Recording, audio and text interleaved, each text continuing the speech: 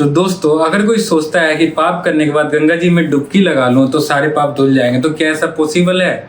बिल्कुल नहीं। तो नमस्कार दोस्तों, मैं नितेश कुमार आज आपको बताऊंगा कि गंगा जी में डुबकी लगाने से कौन कौन से पाप धुल जाते हैं और क्या क्या मिथ हैं। आज मैं आपको सारी चीजें बताऊंगा।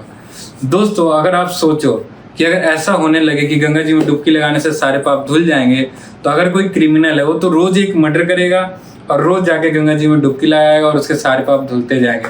ऐसे तो धर्म ही खत्म हो जाएगा और जो धर्म के रक्षक है उनका काम ही खत्म हो जाएगा। बात तो सही है। तो चलो दोस्तों मैं बताना शुरू करता हूँ कि कौन कौन से पाप धुलते हैं। तो सबसे पहला दोस्तों, जो पाप हमसे अनजाने में हुआ, जैसे एग्जाम्पल लेते हैं, अगर हम किसी रास्ते से जा रहे हैं और अगर बहुत सारी चींटियां इस पार से उस पार जा रही हैं और गलती से हम जाते हो पाँव के नीचे कोई चींटी आ जाती है, आप यूं कह लो कि अनजाने में जिसका हमें कुछ पता ना हो ऐसा पाप होता है, तो वो पाप गंगा जी में धुल जाते हैं। दूसरा फ्रेंड्स, अगर कोई ऐसा पाप जो हमने किसी और की भलाई के लिए या हमारे पाप करने से किसी और का भला हो रहा हो या सेल्फ डिफेंस में हमसे कोई पाप हो गया हो जो हम ना करना चाहते हो लेकिन हमसे हो गया हो, तो दोस्तों ऐसे पाप गंगा जी में धुल जाते हैं।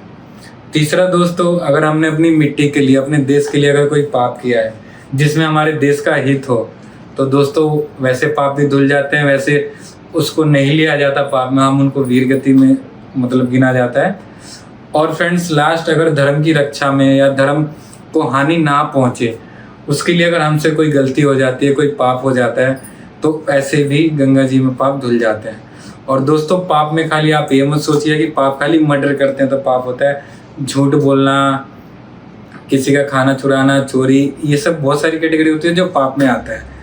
और दोस्तों जब ऐसा भी नहीं कि अगर आप आज पाप किए अनजाने में हुआ और आप जाके कह रहे हैं कि गंगा जी में मैं डुबकी लगाऊंगा मेरे पाप खत्म, तो ऐसा नहीं होता। पाप तब खत्म होता है जब अपने दिल में पछतावा हो, मन में। कहते हैं ना, पछताने वाले को भगवान भी माफ कर देते हैं। तो मन में पछतावा हो और साफ दिल से जाके गंगा जी में डुबकी लगाते हैं, सच्चे मन से माँ गंगा को प्रणाम करते हैं, उनका नाम लेते हैं, तो हमारे पाप सारे नष्ट हो जाते हैं। तो दोस्तों कैसी लगी जानकारी बताना, कोई गलती हो तो क्षमा चाहता हूँ। वीडियो अच्छी लगी हो तो लाइक करना, सब्सक्राइब करना, शेयर करना। जय गंगे माँ।